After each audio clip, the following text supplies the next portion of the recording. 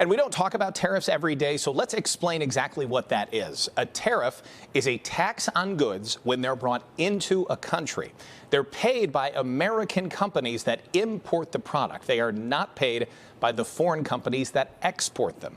The president's tariffs against Chinese goods sits at Chinese goods is at 10%, as you see on your screen. That means prices on most of our electronics could go up if the cost is passed on to the customer.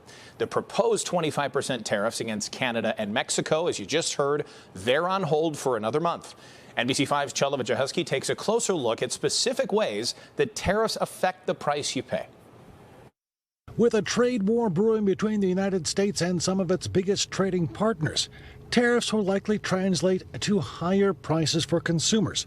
But the real reason behind them may be less clear, according to economists. One possibility is the tariffs are just leverage for something else, some other objective. So how much will that cost consumers?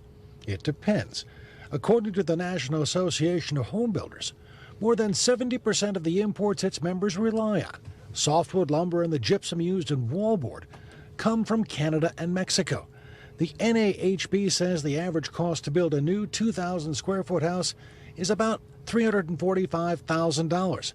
When you figure that half that cost is in raw materials, the price would jump to $388,125 under the tariffs. Another area to be affected, electronics, iPhones in particular.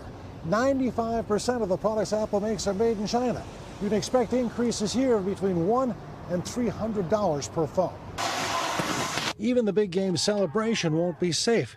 While everyone expects the prices of Mexican avocados to go up, you might not have expected to pay more for America's best-selling beer. Reuters says Modelo is looking at a 4.5% price increase, sending a six-pack from $10.99 to $11.48.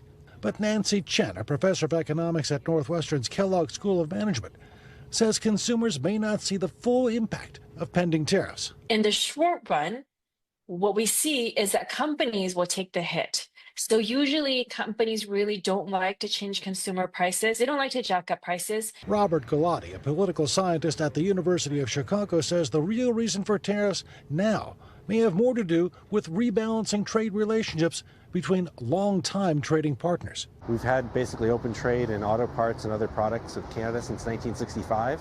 This is reversing that, so it's back to the 50s. In the South Loop, Charlie Wojciechowski, NBC5 News. Thanks for that, Charlie. Well,